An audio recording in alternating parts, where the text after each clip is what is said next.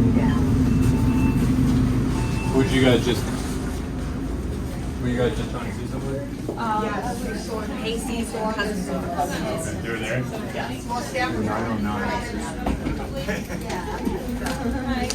Nice to meet you as well. Does anyone know where to find an extended majority leader? You think the majority of them know? I'm checking my stuff.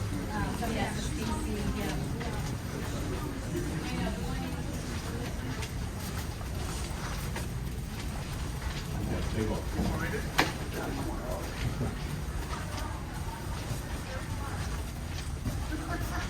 All right, thank you. Appreciate it.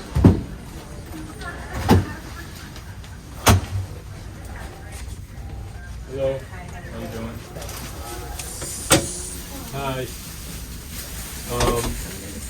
Maybe you could help us out. Happy New Year. I'm assuming the report is not here, right? No, the state of state's going on, Yeah. so yeah, he's over there. Do you work for him? Yes, I do. Okay, if we were to leave some information and some contact, Okay. you think you could hand it off to him? Yeah, I can relate Thank to you. that.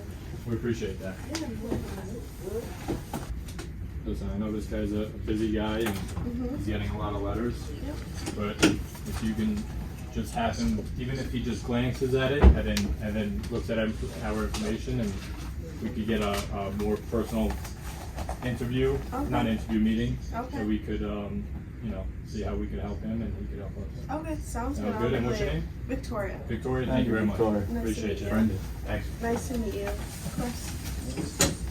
You can let them know that we're firefighters in the FDNY, Yeah. and these issues really matter to us. So Okay. All right. we want to I'll make let sure him that know. we could help him and he could help us. Yeah, definitely. Thank you. Thank you for coming. I hope you have a good day. You as well. Thank you.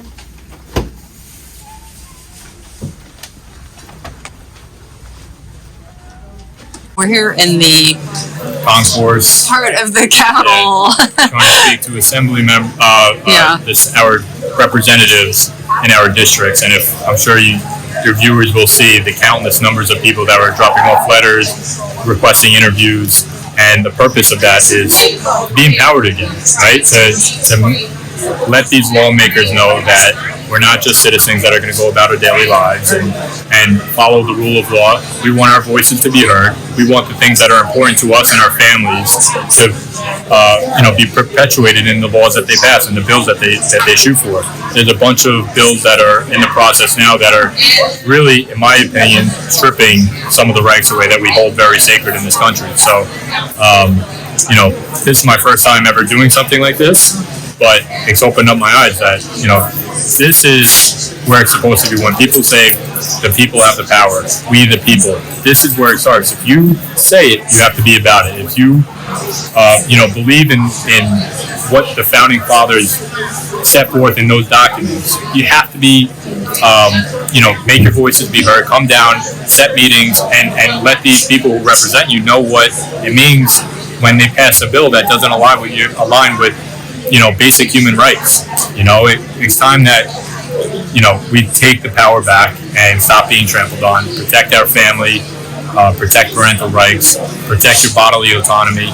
So, that's the majority of what's going on. You could look, there's hundreds of people in this building right now, and hundreds more that represent us. And it's time that they start listening to what we have to say. If you are passionate enough to come down here, we drove 4 hours to get here. It's inconvenient. It's, not glorious, but if you are able to make an effect and speak on behalf of so many people that support you and believe what you believe in, you're making a huge difference. And some of these people don't even know what's in the bills. They're just voting with the majority and going with the pack. If they see that the general public is standing against it, then maybe they'll be swayed in a certain way that would change everything. A small conversation might have a ripple effect throughout more than anybody can ever imagine. So I want to say, just for people who don't know, that you are up here from New York City because you're an FDNY firefighter Yes. and a leader in Bravest for Choice, and which has been very active in the movement against vaccine mandates in New York City and New York State. And there are a number of members of Bravest for Choice here, some of whom are back at work, and some of whom I think maybe are not. Yeah, that's the most frustrating part. Is like a lot of people just read the headlines and see the lawsuits that have come forth and think that mandates are over, everybody's back to work. That's not the case. People were forced to retire. People are still terminated. People are still waiting to see if we can get our religious exemptions approved. I'm back to work on a provisional basis, right? That doesn't sit right with me. That lets me believe that can be taken away at any time. So until everybody's back to work, until everybody has the choice and the option to get back to work on their own accord, then we're not going to stop. You know, there might only be a handful of us that are still doing this in the Bravest for Choice or the FDNY, but we're doing it for every single one that's not able to, that doesn't have the time, the energy, you know, the financial ability to, so we're not going to stop.